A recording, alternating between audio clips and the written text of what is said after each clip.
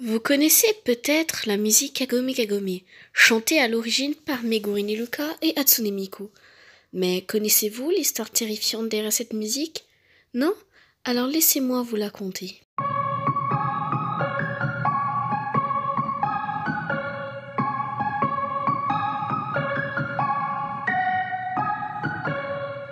Avant de commencer, je tiens juste à préciser que cette vidéo est en deux parties.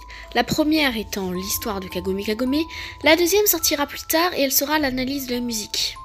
Avant toute chose, je dois vous expliquer ce qu'est le jeu Kagome Kagome. Vous comprendrez pourquoi plus tard. Kagome Kagome, en anglais, ça donne Circle You, Circle You. En français, en gros, t'encercler, t'encercler. Le mot Kagome, lui, cercle ou entouré. Plusieurs versions de jeu existent, chacune ayant des règles assez différentes. Pour que ce soit plus facile, on va se baser sur une seule version.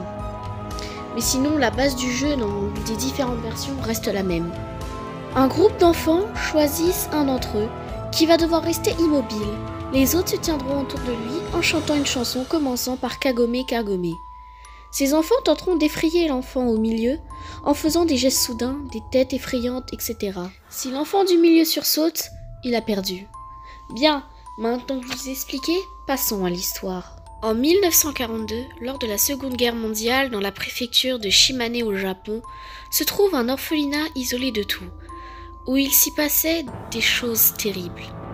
Les Alliés, constitués principalement de la Chine, les États-Unis, la France et le Royaume-Uni et l'URSS, pour ceux qui ne savent pas ce qu'est l'URSS, en gros c'est l'ancienne Russie, ont obtenu des documents dans cet orphelinat. Sur ces documents était écrit que les nazis avaient occupé l'orphelinat afin d'y mener des expériences sur les enfants.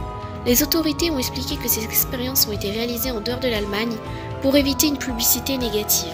Les scientifiques nazis cherchaient un soi-disant interrupteur de mise à mort dans le cerveau humain, qui, activé, débuterait le processus lent de vieillissement physique et l'éventuelle mort du corps. Ils ont alors émis l'hypothèse que si on isolait et retirait cet interrupteur, ça pourrait rendre immortel, mais seulement si cette personne est encore jeune. De nombreux adultes et enfants sont morts lors de ces expériences. Les scientifiques ont échoué à plusieurs reprises dans leurs tentatives. Alors qu'ils avaient localisé cette partie dans la région du cervelet, les innocents morts à cause de ces expériences ont été enterrés dans les bois entourant l'orphelinat. Aucun enregistrement de leur nom n'a été fait. Un jour, les scientifiques auraient finalement réussi avec une très petite fille.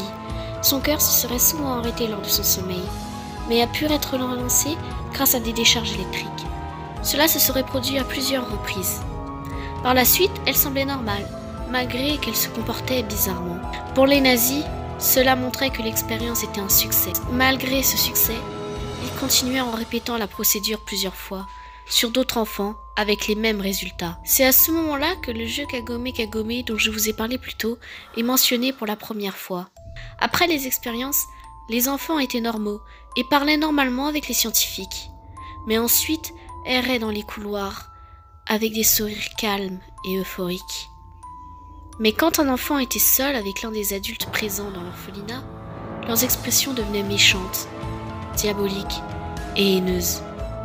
Par la suite, les enfants ont commencé à distinguer les différents adultes et se sont encerclés autour d'eux en chantant Kagome Kagome. Lors de la fin de la guerre, l'expérience a touché à sa fin. Certains membres du personnel sont partis pour des raisons inconnues.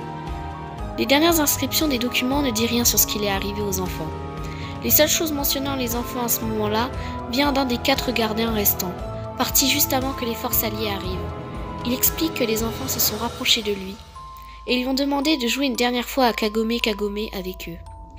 Tout en souriant, il raconte aussi que leurs visages sont devenus si horribles qu'il s'est enfui de l'orphelinat, sans jamais lancer un regard en arrière.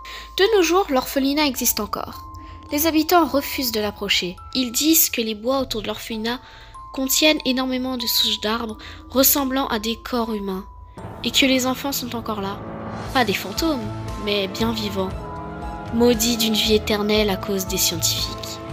Certains visiteurs sceptiques ont exploré l'orphelinat et confirment avoir vu les enfants.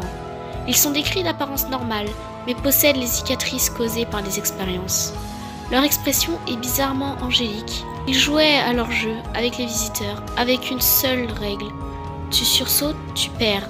Ceux ayant joué à Kagome Kagome avec eux expliquent que les expressions faciales des enfants est soudainement devenue hideuse et monstrueuse, même terrifiante. Ceux ayant réussi le jeu disent qu'ils auraient réussi à ne pas broncher, mais d'autres ne sont jamais revenus et sont toujours disparus. Et ils ont sans doute perdu. C'est la fin. N'hésitez pas à me dire ce que vous avez pensé de cette vidéo, parce que c'est c'est pas la première fois que je fais ce type de vidéo, vu que j'avais déjà fait une sorte de vidéo un peu comme ça d'Aruma-san. Enfin bref, mais n'hésitez pas à me dire ce que vous avez pensé. Et j'espère que cette vidéo vous aura fait flipper et que vous aurez appris sur une histoire qui à la base est réelle. Je remercie encore One-san, si tu passes par là, de m'avoir parlé de cette histoire pour que je puisse en parler en vidéo. Bon, sur ce, on se retrouve pour une prochaine vidéo. La deuxième partie sort bientôt. Au moment où je parle, je commençais à écrire le script. Et sur ce, game over!